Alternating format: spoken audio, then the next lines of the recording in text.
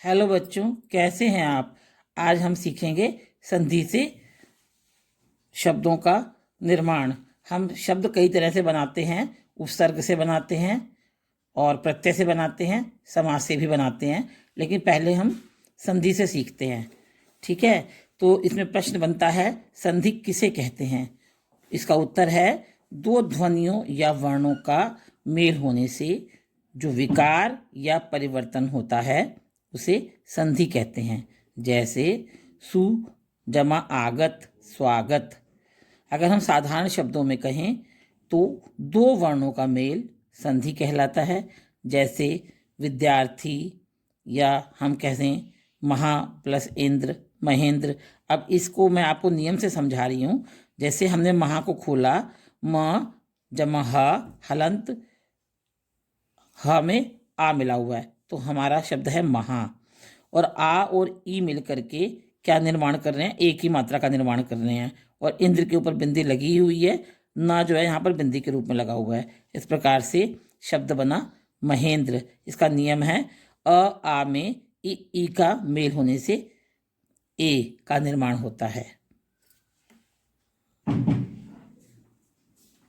अब आता है संधि के भेद कितने होते हैं।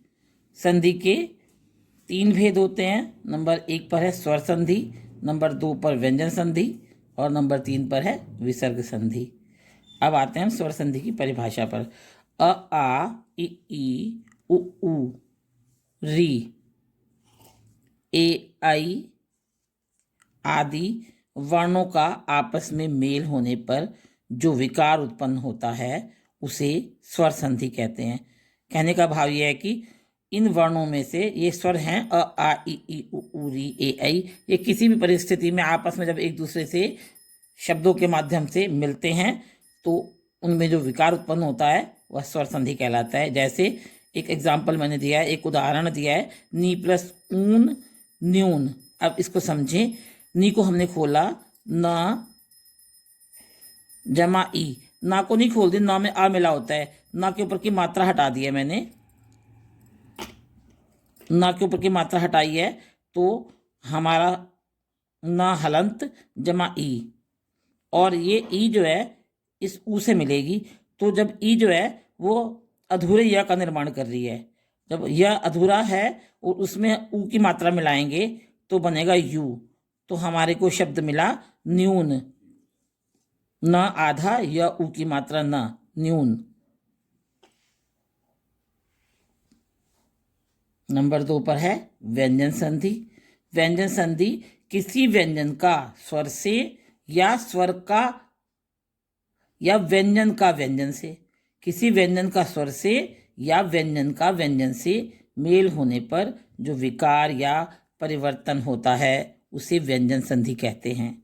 जैसे दिख प्लस गज, दिग्गज। सत प्लस जन, सज्जन। उत प्लस चारण, उच्चारण। सम प्लस मति, सम्मति। अच प्लस अंत, अजंत।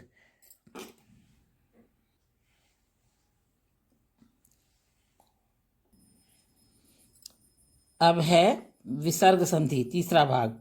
विसर्ग संधि, विसर्ग के बाद स्वर या व्यंजन आने पर उनके मेल से जो परिवर्तन होता है उसे विसर्ग संधि कहते हैं। जैसे मनः प्लस रथ, मनोरथ।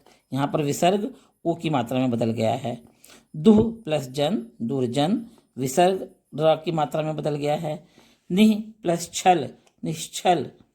विसर्ग अधूरे श शलगम में बदल गया है। पुनः प्लस जमा जागरण, पुनर्जागरण। यहाँ पर विसर्ग रा में बदल गया है, अधूरे रा में, रा की मात्रा में। मनः जमा बल, मनोबल। यहाँ पर विसर्ग ओ की मात्रा में बदल गया है।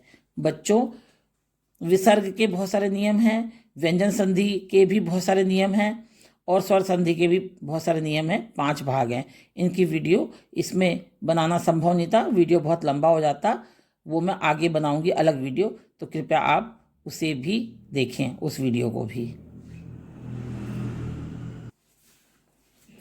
बच्चों, जैसे हम अलग 2 शब्दों को मिलाते हैं, उनके वर्णों को मिलाते हैं और नया शब्द बनाते हैं, उसके बाद हम उनको अलग भी करना सीखते हैं। तो अलग करने की प्रक्रिया संधि विच्छेद कहलाती है। तो प्रश्न बनता है, संधि विच्छेद किसे कहते हैं? इसका उत्तर है, संधि विच्छेद का सामान्य अर्थ होता है अलग करना। संधि किए हुए शब्दों को अलग अलग मूल रूप में लिखना संधि विच्छेद कहलाता है। जैसे नरेश है हमारे पास शब्द, उसे हमने अलग किया, नर जमा ईश।